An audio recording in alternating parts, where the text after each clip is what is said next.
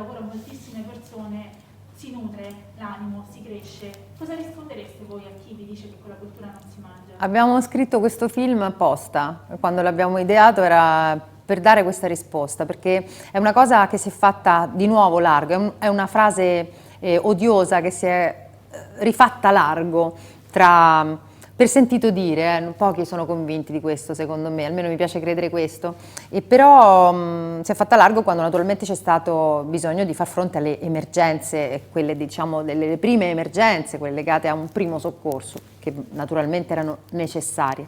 Questo film voleva parlare delle emergenze a breve raggio e delle urgenze a lungo raggio, che sono legate agli stimoli culturali che danno nutrimento e alla crescita delle persone. Spero che sia passata questa storia così come l'abbiamo intesa, e questi due personaggi sono stati così i nostri due arieti per sfondare una barriera di diffidenza legata a questo argomento, che invece non deve ricevere nessun tipo di diffidenza.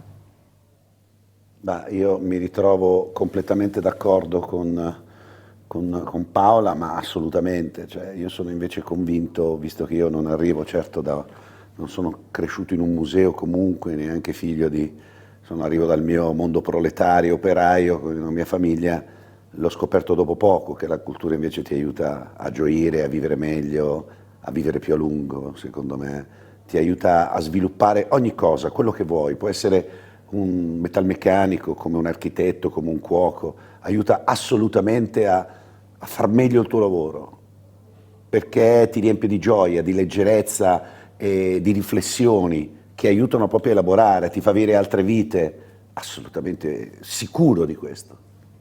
Uno dei punti di forza di Ritorno a Faccia di Morto credo che sia l'equilibrio che c'è tra l'umorismo e invece la volontà di raccontare temi importanti e attualissimi come quello della violenza sulle donne. Mi domandavo se voi nell'interpretare questi personaggi sentiate anche un po' di responsabilità, perché magari in sala chi andrà a vedere questo film sarà sia vittima che carnefice, ci saranno sia le donne che quella violenza la subiscono e i mariti che quella violenza invece la perpetrano sulle loro compagne.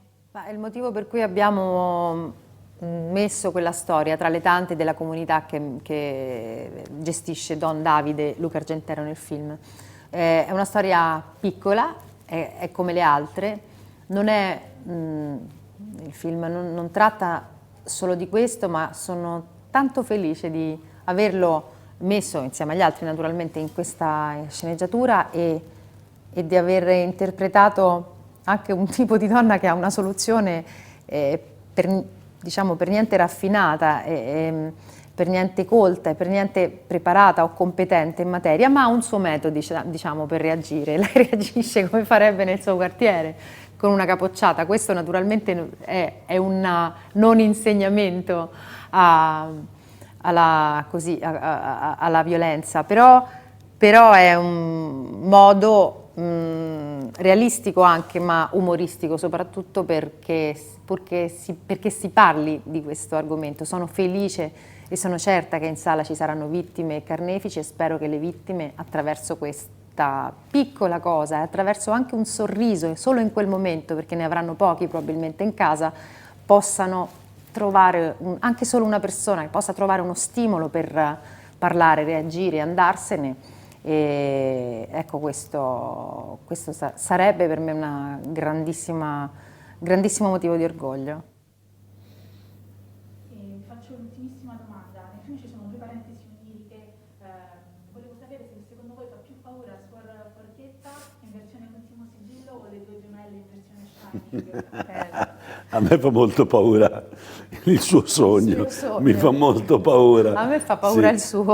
E a me il mio, chiaro, lì dentro nella macchia mediterranea che trovi le gemelle, quello poi che lo riporti nel vero film è sempre stato molto inquietante. Però tutte e due insomma uno scherzo. Grazie mille per il A te, grazie a te. Grazie a te.